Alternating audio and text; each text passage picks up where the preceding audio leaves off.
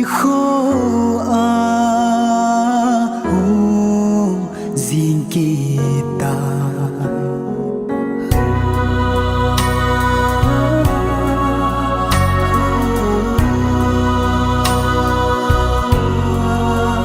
Tony rung min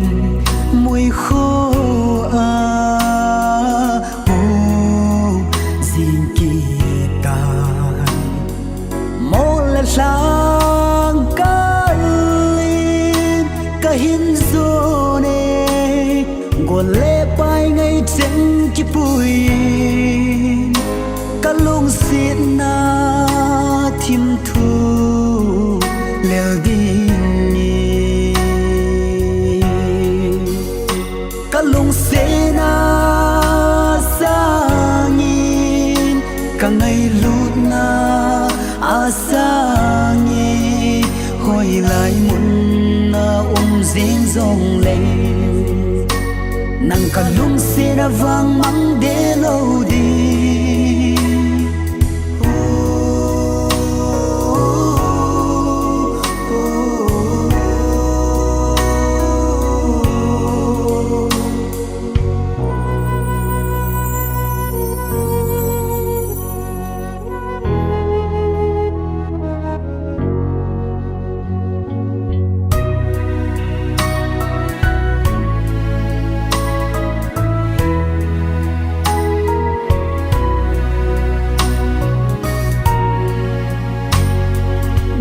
sunga dia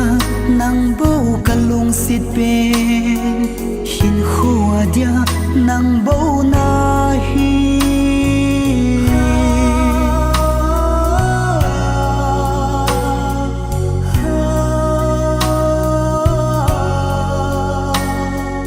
dam sunga dia nang bau kalung sit pen hin khua dia nang bau kalung sit pen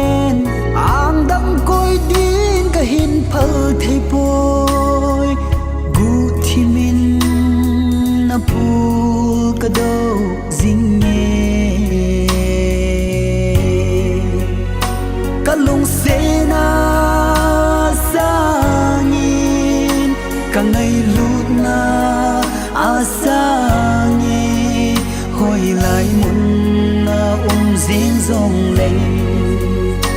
nàng cả lung xe đã vang mắng để lâu đi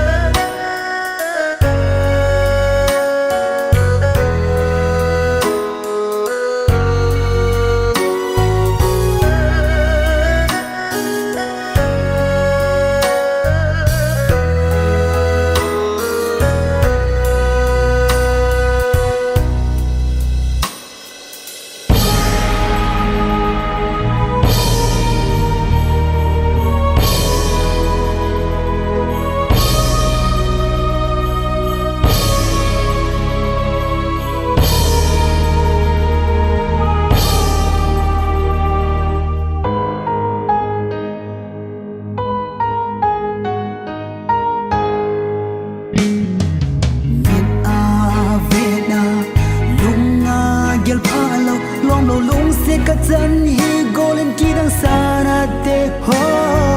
mit avena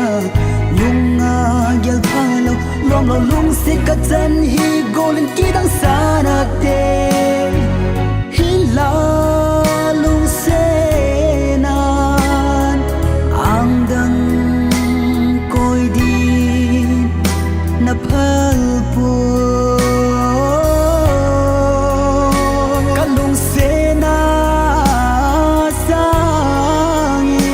cả ngày lút na